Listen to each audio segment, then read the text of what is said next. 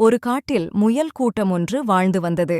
அந்த முயல்கள் பச்சை பசேல் என இருந்த அந்த காட்டில் கிடைத்த உணவுகளையெல்லாம் உண்டு சந்தோஷமாக வாழ்ந்து வந்தன. அவர்களுக்கு அங்கு சுலபமாக சாப்பிட உணவு தினமும் கிடைத்துக் கொண்டிருந்தது. திடீரென்று கோடைக்காலம் வந்தது. கோடைக்கால வெப்பம் அதிகமாக இருந்ததால் அங்கே பச்சை பசேல் என இருந்த புற்கள் எல்லாம் கருகி பாலைவனம் போல் தோற்றமளித்தன. இந்த முயல்களுக்கு சாப்பிட உணவு எதுவும் கிடைக்காமல் மிகவும் அவதிப்பட்டு கொண்டிருந்தன. அங்கே வேட்டை நாய்கள் இந்த முயல்களை அங்கேயும் இங்கேயும் பதுங்கி வேட்டையாட காத்திருந்தன.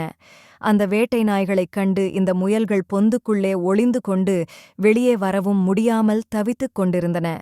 உணவு இல்லாமல் மிகவும் கஷ்டப்பட்டன. எவ்வளவு நாள்தான் இப்படியே பொந்துக்குள் ஒளிந்திருப்பது, நாம் ஏதாவது செய்ய வேண்டும் என்று எல்லாம் முயல்களும் கூடி பேசிக் கொண்டிருந்தன.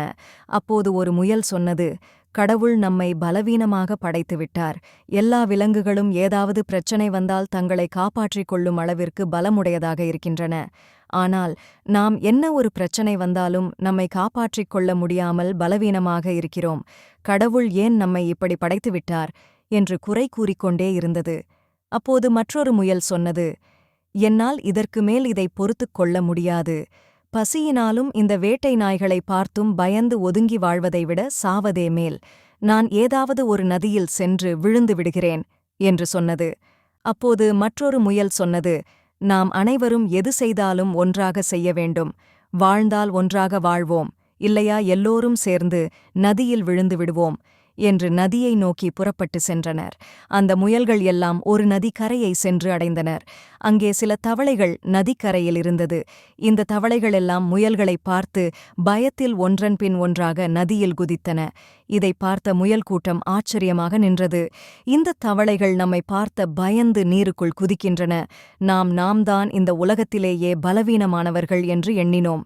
நாம் தான் அனைவரையும் பார்த்து அஞ்சுகிறோம் என்று பேசிக்கொண்டோம். ஆனால் நம்மையும் பார்த்து சிலர் அஞ்சுகின்றனர். இந்த தவளைகளுக்கு நம்மை பார்த்தால் பயமாக இருக்கிறது போல என்று தங்களுக்குள் பேசிக் கொண்டிருந்தனர்.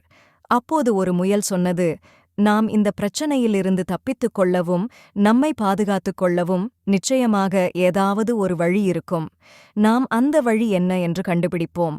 இந்த நதியில் விழுந்து நம் வாழ்வை முடித்துக் கொள்வதை விட என்ன பிரச்சனை வந்தாலும் எதிர்கொள்வதே மேல் என்று கூறிக்கொண்டு உணவு தேடி வேறு இடத்திற்கு திரும்பின. நீதி: வாழ்க்கையில் என்ன பிரச்சனை வந்தாலும் அதை தைரியமாக எதிர்கொள்ள வேண்டும். எந்த தவறான முடிவும் எடுக்கக்கூடாது.